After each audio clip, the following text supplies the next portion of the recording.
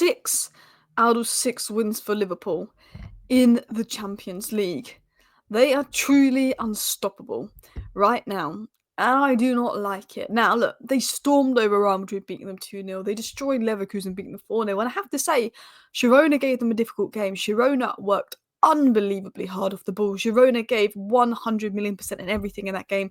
They put in a shift off the ball, and it was difficult for Liverpool to break down the low block, but they had the quality there. Mo Salah, when it matters, he had a few penalties lately, and he's put them away. And I have to say, 6 wins out of 6 in the UCL with only 1 goal conceded.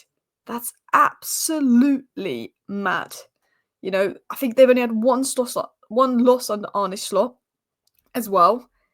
Madness. I mean, Liverpool have to be one of the favourites to win the Champions League because of this, but I think it's always difficult to judge in the group stage because Bayern Munich will do insane, Real Madrid might have a bad group stage, and then Real Madrid go and win the competition.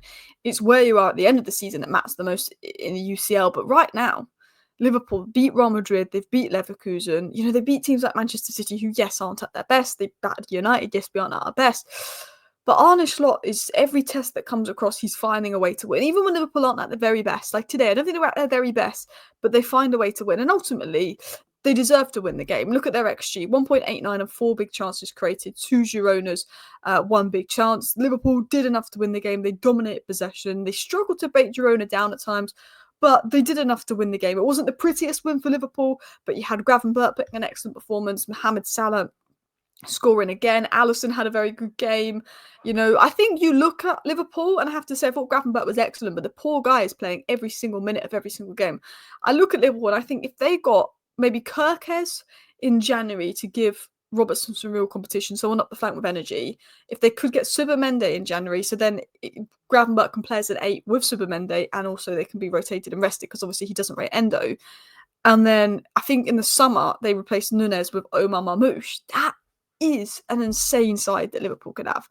And if you go back to Liverpool, their last 10 group stage league games in the Champions League is 27 goals, 2 conceding, 8 clean sheets. That is ridiculous. Absolutely ridiculous. And as a Man United fan, I do not want to see Liverpool winning the Champions League.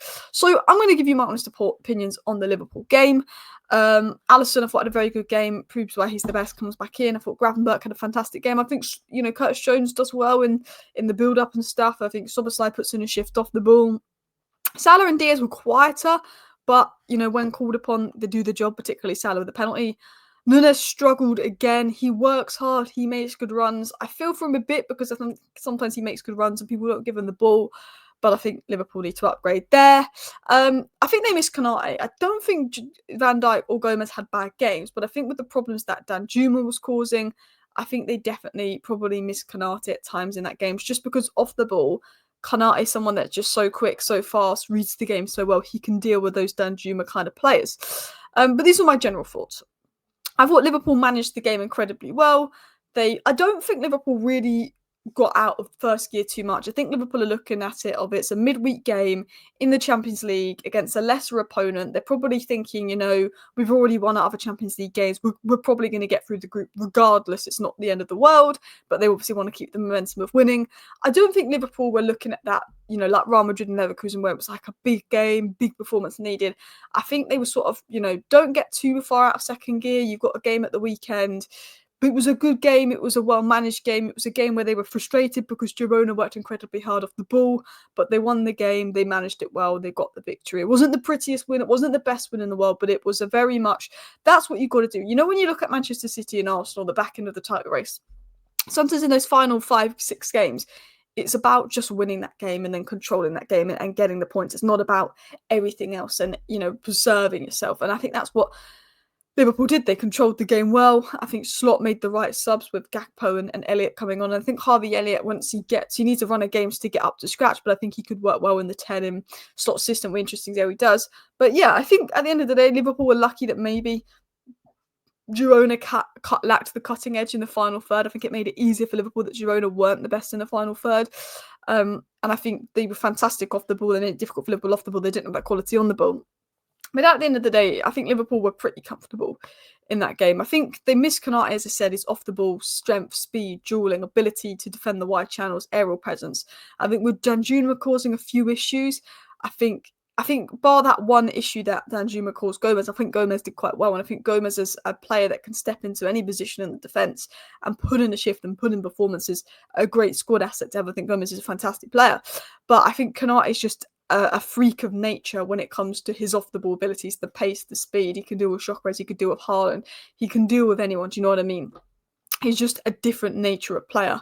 But it was a very typical midweek, mid-December fixture. The fixtures are piling up. Liverpool know that, you know, they're going to go through the Champions League regardless of what happens now. It's a lesser side.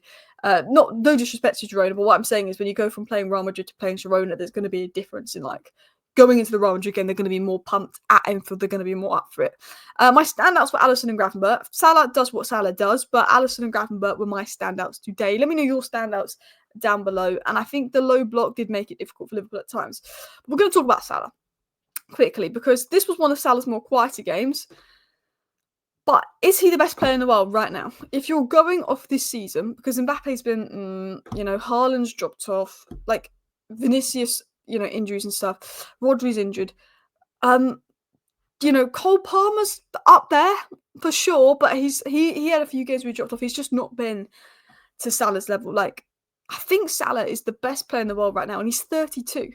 This season, in 22 games, he already has 28 goal contributions. He's on track to have a 60 goal contribution season. That is nuts. At his age as well. Absolutely nuts, because I know there was a period where he came back from AFCON and he dropped off a bit for a few games and people were writing off Salah.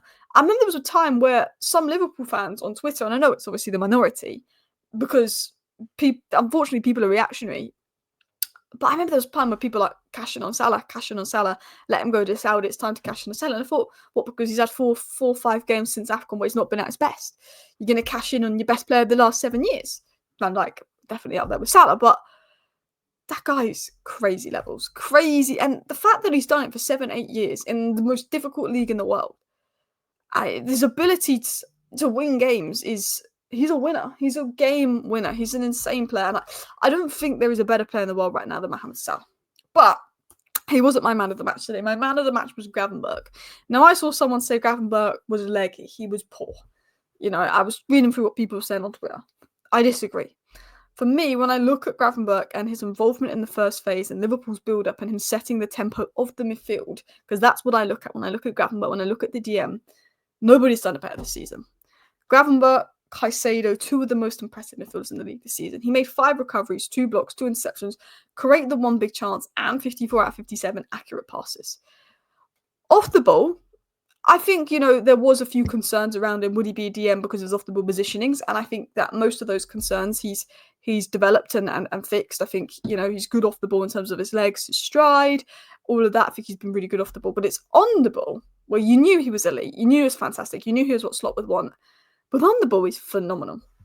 This is what I wrote on Gravenberch. He was excellent and controlled the game well. His ability to evade the press and receive the ball all angles is exciting. He can receive the ball in a tight area. He can evade the press. He can drop his shoulder. He can use his body to manipulate defenders, turn away from people, take the ball on the turn, the control.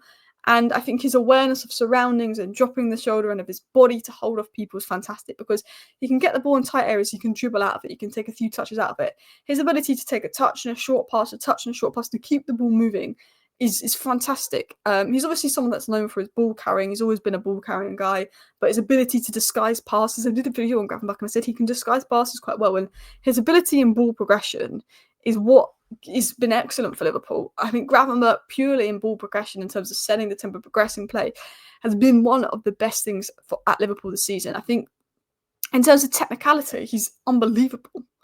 Unbelievable. And obviously, because he's good athletically, he's got the legs, and I think his positional awareness is improving. His duel winning's also been very good. But what stood out for me about Gravenberch is he's played 90 minutes nearly every week, and he's going to need a rest, because I think if Gravenberch gets injured, Liverpool could, I don't want to say be in trouble, but I think there's nobody that can quite do what he does. And I think if something happens to Gravenberch, because Slot doesn't take a big liking to Endo, who I think is a good player and was very good under Klopp last season, I think with Liverpool being in a title charge, but Chelsea are 4 points behind, but Liverpool have the game in hand. Arsenal 7-8 points behind. something like that. I just think that Liverpool may want to make sure they address the midfield position in the January window, because there is rumours that Subimendi would now be open to the move. Talking about other stuff as well, I think, probably needs rest, but the way that he's been good for the 90 minutes, the way that he's played nearly every game, I'd say out of every game Gravenberch's played, at least 80% of them, he was top 3 man of the match contenders. Maybe 90%. I think 80%, I think 70% of them he was man of the match. And the other 30% is just Salah going madness, where he'd probably be the second or third best player after Salah. I don't think he's had a bad game this season. He's performing unbelievably well. And I think his completeness in the role and technical qualities are great. And I think him and Jones in the first phase are fantastic at playing out. I think, Liverpool was struggling. I wouldn't say struggling, but, Girona made it difficult for Liverpool. They frustrated Liverpool. They needed to be patient in terms of breaking them down. But I think that Jones, again, I think Jones' technical qualities are underrated, but he's not Gravenberch's level. And I saw this. Ryan Gravenberch has played 99% of the possible minutes in the Premier League and Champions League this season. Hopefully he stays injury-free, because he's vital to Slot's system. Watching his journey from rotation to one of Europe's top midfielders is incredible. And I have to say this, even as much as I don't like Liverpool, as someone that watched Ajax and liked Ryan Gravenberch and wanted him at United and was disappointed by his treatment at Bayern, it is nice to see Ryan Gravenberch restore his career. I think his first season at Liverpool was understanding it. Probably wanted more minutes than he got, but understanding it. But this season he's been vital, because if you watched him at Ajax, you knew there was a talent there. It used to be Gravenberch and Bellingham, who's going to be the next big midfielder. And then Gravenberch fell off a little bit at Bayern. And I did a video on Gravenberch when Liverpool signed, about a month after Liverpool signed him, and I said, it might take him a while to get used to it because he's not played a lot of football at Bayern that last year, but I said there's a fantastic player there. Absolutely fantastic player there. I want to talk about Nunes, because Nunes is underwhelming, and I think Liverpool will need to look at Marmoush or someone. But I did see this, and I kind of agree with this. I think the most frustrating thing for Darwin is how the wingers and fullbacks take so long to whip the ball, and by the time they make up their mind to cross, he's already made the run to the near post, and he's checked back, and he's redundant. And I think, I don't agree with everything, but I think with Nunes, people are more reluctant to give him the ball. I think he makes really good runs. I think his work rate is good. I think his movement is good. And I think with Nunes, there's a goodish player there, because I've watched him in Copa America. He had a really good period under Klopp last season of like 10, 12 games where he was scoring a lot. I think Nunes is a confidence player, and I think a lot of it is in his head. I really do. I think if you can unlock something in Nunes' head, he could start banging in goals. There's a potential for him to bang in goals, and he works hard. But he's just not been good enough. He's just not bringing enough to Liverpool. And I do think, sometimes you watch teams, and I watched Nwaneri come off for Arsenal, and I saw that the Arsenal players were always giving the ball when it was available. I do think Nunes could receive the ball more or in better areas from Liverpool players. I don't know if there's a reluctance there. I don't know what it is. But I think Liverpool will need to improve on him, because he's been underwhelming this season. I think he could leave Liverpool and be a good player with a good career. I don't think he's a trash player like people online will try and make out. I think he works hard, but he's underwhelming. And I think when you look at where Liverpool's at, and if they want to win the league, and your opposition have like Haaland, like Man City, they will have to upgrade there to someone that is a more natural goal scorer. Anyway, Liverpool fans, let me know your thoughts down below. Thank you for watching. See you next time. Bye.